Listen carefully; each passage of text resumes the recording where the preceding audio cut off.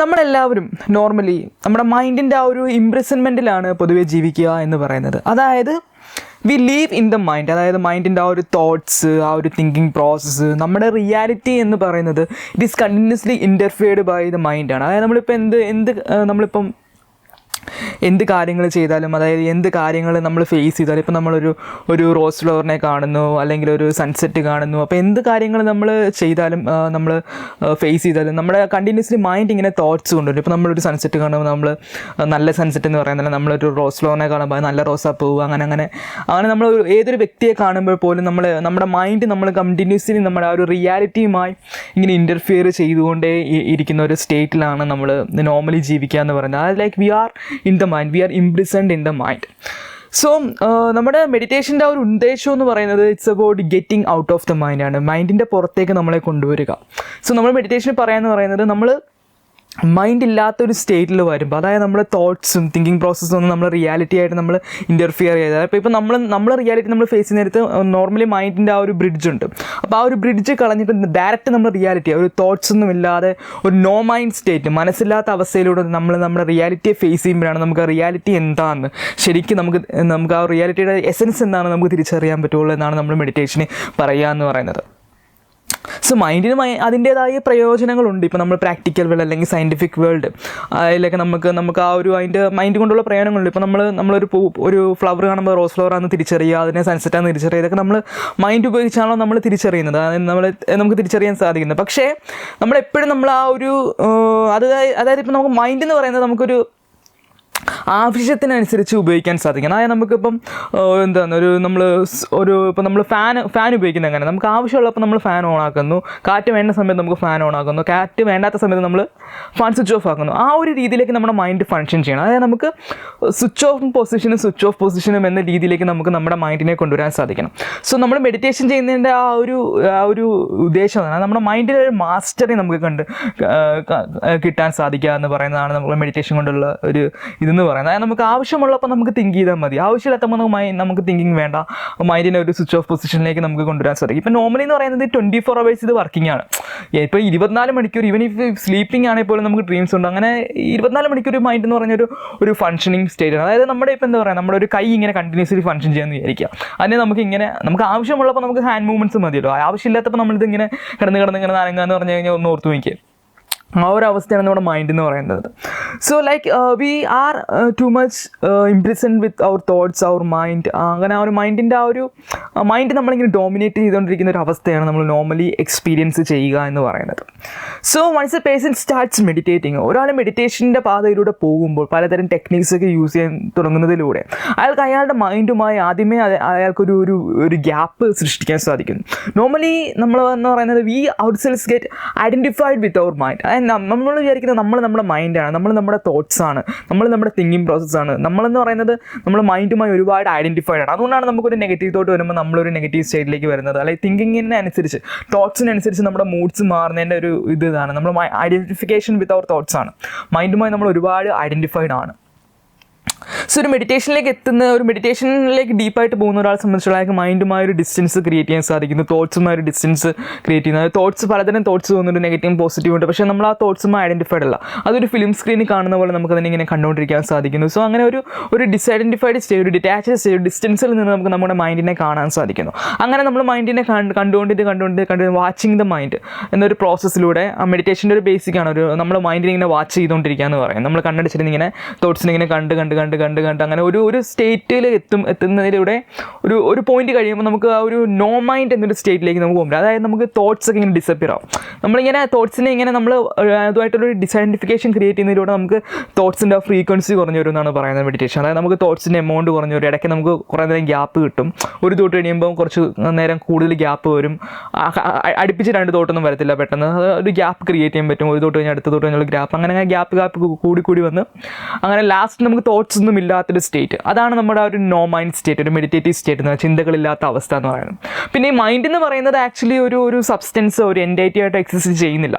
Mind എന്ന് പറയുന്നത് actually ഒരു കളക്ഷൻ ഓഫ് തോട്ട്സ് ആണ്. അതായത് ചിന്തകളുടെ കളക്ഷൻ, അല്ലെങ്കിൽ ആ ഒരു തിങ്കിങ് പ്രോസസ്സിനെയാണ് നമ്മൾ മൈൻഡ് എന്ന് പറയുന്നത്. മൈൻഡ് എന്ന് പറഞ്ഞാൽ ശരിക്കും ഇല്ല, അത് തോട്ട്സിൻ്റെ ഒരു കളക്ഷനെയാണ് നമ്മൾ മൈൻഡ് എന്ന് പറയുന്നത്. ഒന്നും കൂടെ ഒരു വ്യക്തമാക്കിയുള്ളൊരു ഉദാഹരണം പറയുകയാണെങ്കിൽ, ഇപ്പോൾ നമ്മളിപ്പം ഒരു ക്രൗഡും ഇൻഡിവിജ്വൽസും, ക്രൗഡ് എന്ന് പറയുന്നത് ആൾക്കൂട്ടം. ഇപ്പോൾ നമ്മൾ ഉത്സവത്തിന് പോകുമ്പോൾ ആൾക്കൂട്ടത്തിനെ കാണുന്നു, ഇന്ന പരിപാടിക്ക് പോകുമ്പോൾ ആൾക്കൂട്ടം കാണുന്നു. അപ്പോൾ ഈ ആൾക്കൂട്ടം എന്ന് പറയുന്നൊരു സംഭവം എന്ന് പറയുന്നത് ആക്ച്വലി ആൾക്കൂട്ടം ശരിക്കും ഇല്ല. ആൾക്കൂട്ടം എന്ന് പറയുന്നത് എന്ത് പറയുന്നത്, അത് ഇൻഡിവിജ്വൽസിൻ്റെ ഒരു കളക്ഷനെയാണ്. ഒരുപാട് വ്യക്തികൾ കൂടിച്ചേരുമ്പോൾ ഉണ്ടാകുന്ന ഒരു സംഭവം, ഒരു പ്രോസസ്സാണ് ഈ ക്രൗഡ് അല്ലെങ്കിൽ ആൾക്കൂട്ടം എന്ന് പറയുന്നത്. ആൾക്കൂട്ടം എന്നൊരു സബ്സ്റ്റൻസ് എന്ന് പറയുന്നത് അതിൻ്റെ ഒരു എന്താണ്, വ്യക്തികളുടെ ഒരു കൂട്ടായ്മയാണ്. അപ്പോൾ നമ്മൾ ആൾക്കൂട്ടം എന്ന് പറഞ്ഞ സബ്സ്റ്റൻസ് ഉണ്ടോ എന്ന് ചെകഞ്ഞ് നോക്കിക്കഴിഞ്ഞാൽ അവിടെ ഇൻഡിവിജ്വൽസ് മാത്രമേ ഉള്ളൂ. അങ്ങനെ അതപ്പോൾ ഇൻഡിവിജ്വൽസിൻ്റെ ആ ഒരു കളക്ഷനെയാണ് നമ്മൾ ആൾക്കൂട്ടം എന്ന് പറയുന്നത്. അതുപോലെ തന്നെയാണ് നമ്മുടെ ഈ മൈൻഡ് എന്ന് പറയുന്നത്.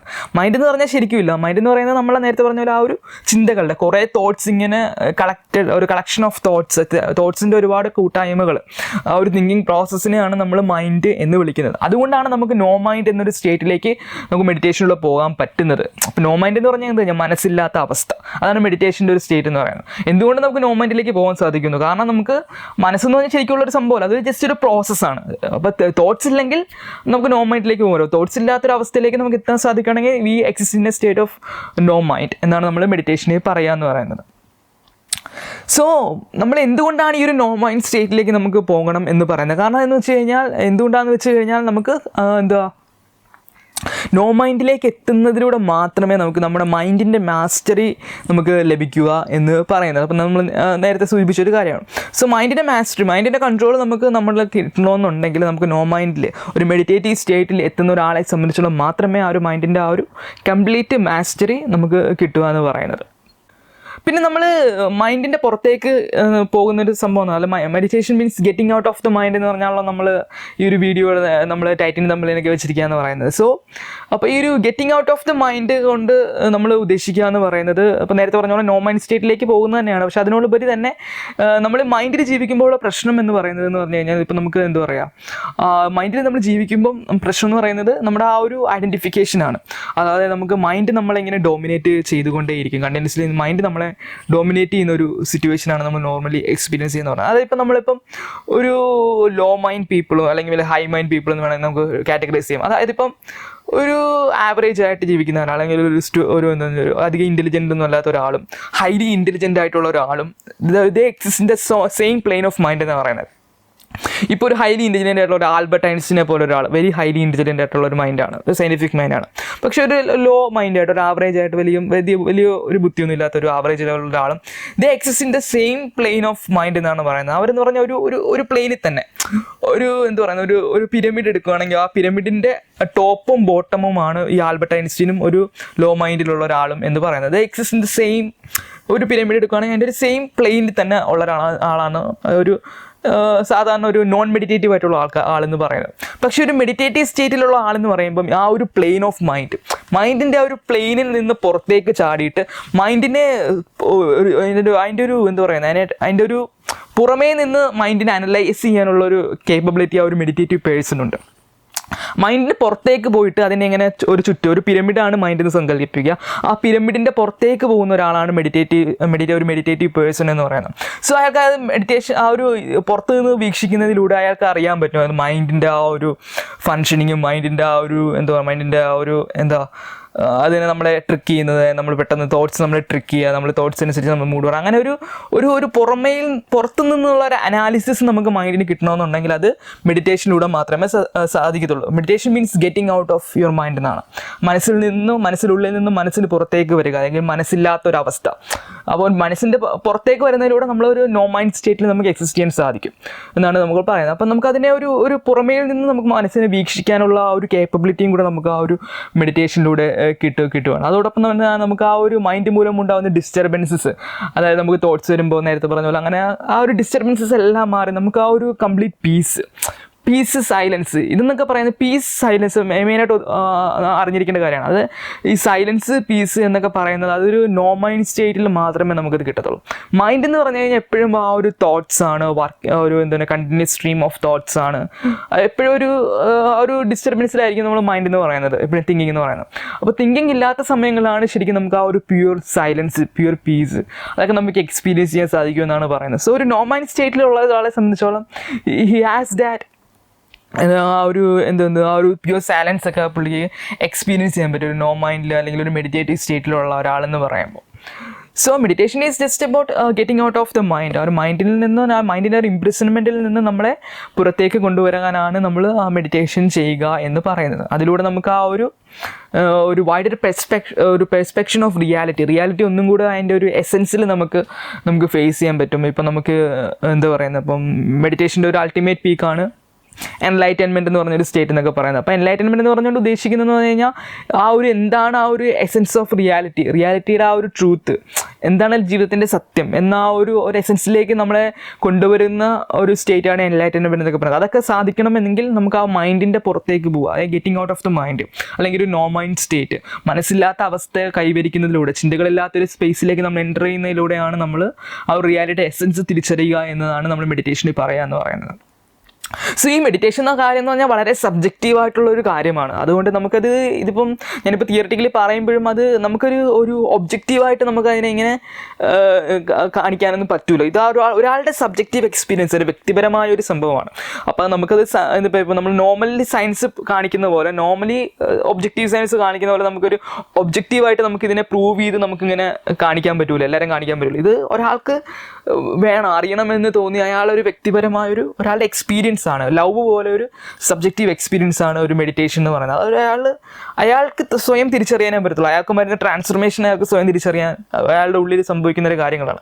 അത് മറ്റുള്ളവർക്കത് പുറമേ നിന്ന് നോക്കുന്ന ഒരാൾക്ക് അത് തിരിച്ചറിയാൻ സാധിക്കണമെന്നില്ല. കാരണം അയാൾ നോ മൈൻഡ് സ്റ്റേറ്റിലാണോ എന്നൊക്കെ, മൈൻഡുള്ള അവസ്ഥയിലാണോ, നോ മൈൻഡിലാണോ എന്നൊക്കെ ഒരു പുറമേ ഉള്ള ആൾക്ക് മനസ്സിലാവണമെന്നില്ല.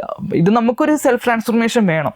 എനിക്ക് എൻ്റെ മൈൻഡ് കണ്ടിന്യൂസ് തോട്ട്സ് ആണ്, എനിക്ക് നോ മൈൻഡിലേക്ക് പോകണം, എനിക്ക് മൈൻഡിൻ്റെ ആ ഒരു ഇംപ്രിസൺമെൻറ്റിലേക്ക് നിന്ന് നമുക്ക് രക്ഷപ്പെടണം, ഒരു പീസും സൈലൻസൊക്കെ എക്സ്പീരിയൻസ് ചെയ്യണമെന്ന സമയങ്ങളിലാണ് നമ്മൾ മെഡിറ്റേഷനിലേക്കൊക്കെ ഒരാൾ ഇറങ്ങിത്തിരിക്കുക എന്ന് പറയുന്നത്, മെഡിറ്റേറ്റീവ് എക്സ്പീരിയൻസ് ഒക്കെ സീക്കുക എന്ന് പറയുന്നത്. അപ്പോൾ അതൊരു സബ്ജക്റ്റീവാണ്. ഇത് നമുക്ക് മറ്റുള്ളവരെ പ്രൂവ് ചെയ്ത് അങ്ങനെ കാണിക്കാനൊന്നും പറ്റില്ല. അപ്പോൾ വിശ്വസിക്കുന്നവർ വിശ്വാസത്തിന് അടിസ്ഥാനമില്ല. ഇത് എക്സ്പെരിമെൻറ്റ് ചെയ്ത് തിരിച്ചറിയുക എന്നാണ് നമ്മൾ പറയുന്നത്. നമുക്ക് വേറൊരാളെ കൺവിൻസിൻ്റെ ആവശ്യമില്ല. ഇപ്പം നമ്മളത് സ്വയം എക്സ്പെരിമെൻറ്റ് ചെയ്യുക. അത് നമ്മുടെ ആ ഒരു ആവശ്യമായിട്ട് തോന്നുമ്പോൾ, അതായത് നമുക്ക് ഒബ്ജക്റ്റീവ് റിയാലിറ്റിയിൽ നിന്ന് അതിലൊന്നും നമുക്ക് സാറ്റിസ്ഫൈഡ് ആകാതെ നമുക്ക് ആ ഒരു നമ്മുടെ സബ്ജക്റ്റിവിറ്റിയിൽ നമുക്കൊരു കോണ്ടൻമെൻറ്റ്, നമുക്കൊരു സംതൃപ്തി, നമ്മൾ ജീവിതത്തിൻ്റെ ഒരു സംതൃപ്തിയൊക്കെ നമ്മൾ ആഗ്രഹിക്കുമ്പോഴാണ് നമുക്ക് ആ ഒരു മെഡിറ്റേറ്റീവ് എക്സ്പീരിയൻസ് ഒക്കെ വേണമെന്ന് തോന്നുക എന്ന് പറയുന്നത്. So it's A subjective thing ആണ്. അത് നമ്മൾ എക്സ്പെരിമെൻറ്റ് ചെയ്യുക, തിരിച്ചറിയുക, അതൊരു വ്യക്തിപരമായൊരു കാര്യമാണ്. So it's A personal journey. Meditation is more of A personal journey എന്നാണ് നമുക്ക് പറയാൻ സാധിക്കുക. അതിനൊരുപാട് ബെനിഫിറ്റ്സ് ഉണ്ട്. So I have been A meditator. ഞാനൊരു നോ മൈൻഡ് സ്റ്റേറ്റിൽ എത്തിയിട്ടില്ല എങ്കിൽ പോലും ഐ ഹാവ് ട്രാൻസ്ഫോംഡ്. എനിക്ക് ഒരുപാട് മാറ്റങ്ങൾ വന്നിട്ടുണ്ട് മെഡിറ്റേഷനിലൂടെ. I have transform myself. So എനിക്ക് ഒരുപാട് മാറ്റങ്ങൾ വന്നിട്ടുണ്ട്. അപ്പം ഒന്നും കൂടെ നമ്മൾ വളരെ അലൈവാണ്. നമുക്ക് ആ മൈൻഡിൻ്റെ ഞാൻ പണ്ട് മെഡിറ്റേഷൻ ചെയ്യുന്നതിന് മുമ്പെന്ന് പറഞ്ഞു കഴിഞ്ഞാൽ എനിക്ക് ഒരുപാട് പെട്ടെന്ന് തോട്ട്സിനനുസരിച്ച് എൻ്റെ മൂഡ്സ് മാറുമായിരുന്നു.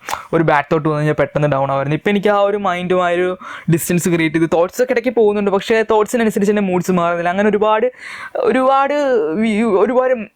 ഒരു മോർ അലൈവ്നെസ് അല്ലെങ്കിൽ ഒരു മോർ മെൻ്റൽ സ്ട്രെങ്ത് ഒക്കെ നമുക്കിപ്പോൾ ഫീൽ ചെയ്യുന്നുണ്ട്. പക്ഷേ ഒരു അൾട്ടിമേറ്റ് സ്റ്റേറ്റിലേക്ക് ഞാൻ ഇപ്പോഴും എത്തിയിട്ടില്ല. I am working on meditation, but meditation has so many benefits. I'm experiencing many of them. ഒരു ടോട്ടൽ ട്രാൻസ്ഫർമേഷൻ, ലൈഫ് ഒന്നും കൂടി അലൈവായിട്ട് നമുക്കൊരു പുതിയൊരു ജീവൻ വെച്ച പോലെ നമുക്കൊരു ഫീൽ ചെയ്യുന്നു. കൂടുതൽ നമുക്ക് ആക്റ്റീവ് ആകാൻ പറ്റുന്നുണ്ട് വർക്കിലൊക്കെ ആണെങ്കിലും. അങ്ങനെ ലൈഫ് എൻ്റെ ആ ഒരു ഒരു പുതുമ അല്ലെങ്കിൽ ഒരു അലൈവ്നെസ് ആണ് മെയിനായിട്ട് മെഡിറ്റേഷനിലൂടെ നമുക്ക് എക്സ്പീരിയൻസ് ചെയ്യാൻ സാധിക്കുക എന്ന് പറയുന്നത്. So that's in this video. Thank you for watching.